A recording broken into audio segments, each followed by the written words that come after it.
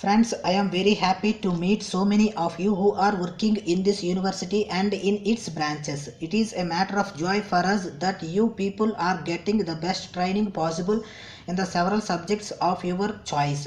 You have greater opportunities than many of your fellow countrymen who have not got the privilege of coming out and getting trained by very competent men in such parts of England. I hope you are taking full advantage of your opportunities, and when you return to our country, I hope you will be of great service in the development of our country. As you know, after we attained our independence, our next problem was to fight poverty, to fight hunger and other evils from which millions of our people suffer. And we can remove these things only by the application of science and technology to agriculture and industry. And you who have come here, I have no doubt will be of considerable use to us when you get back to our country and try to help us in rebuilding our economy. I was gratified here to see so many of you from so many parts of our country, and it gave me special satisfaction to see a number of people from other countries who are also getting training here. It is a matter of great pleasure for me to see that you are all working together here in a spirit of understanding and harmony. It is my hope and desire when you return to our country, you will forget your small differences of province, region, language and districts from which you come and work together as belonging to one great country which has, in spite of all the changes through which it has passed, a great tradition that has come down. It gives you a sense of satisfaction that you are able to encounter all the troubles that faced you, able to survive and able to stand up even today to be a nation which is able to contribute its might to the development not only to the country but of humanity at large. That is what you should work for. The real troubles to any kind of progress in the world are due to exploitation of man by man, whether it is political or economic or racial. Unless we are able to remove this kind of exploitation, this world cannot settle down. We want to see a world that is a family of free nations cooperating with one another for the purpose of building up a happy home for humanity. University education has created some big problems. It has created a sense of independence in the minds of the students. Present day students revolt against regional disparities, economic and social inequalities. Students deeply discuss and reason out things. In this jet age, radical changes are taking place, and it is inevitable that we should move with the times if we are to catch up with other nations. It is the duty of the elders to understand them and appreciate their viewpoint. Mere sympathetic words will not solve the problems, but on the other hand, they create problems.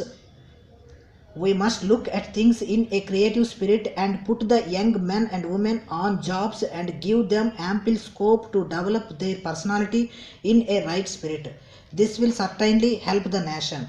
In this connection, it may not be out of place if a mention is made to the importance of discipline among younger generation. Of late, it has become a habit among student population to indulge in purposeless antisocial activities. All of you should realize that every hour and day you lose will be a permanent loss in your life. This loss of time adversely affects not only your own progress but also of the country. It is Indian in its outlook and in its spirit. And every one of us must try to see the spirit of that culture which accepted differences, which never looked upon diversity as a source of discord, but look upon diversity as something which contributes to the richness of the world. That is how we look upon the varying things which have taken habitation in our country.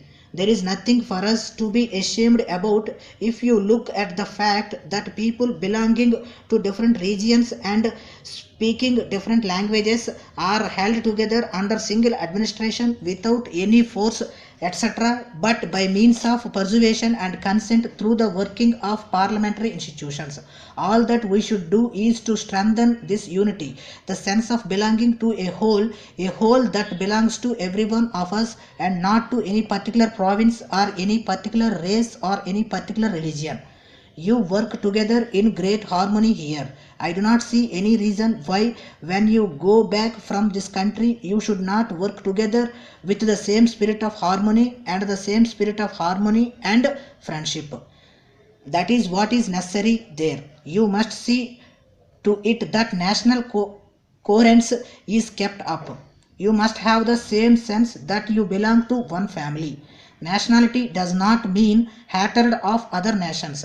It means that you have the capacity to make your own contribution to the richness of the world. It is that idea you must bear in your minds. You must love your nation and feel proud that you belong to it. That does not mean that you should hate other nations. When you go back, feel a sense of belonging to one nation. Try to look upon the inequalities, injustice, and disabilities from which large number of our people are suffering as your own, that you have a call to remedy them and overcome them, to do your best. If one part of your body is injured, if your finger is hurt, it is not the finger that feels the pain, but the whole body that feels the pain. If any part of our people is oppressed or is put under disabilities, it is not only those people who suffer, we all suffer, the whole nation suffers, and I want you to regard that as the greatest challenge you will have to face.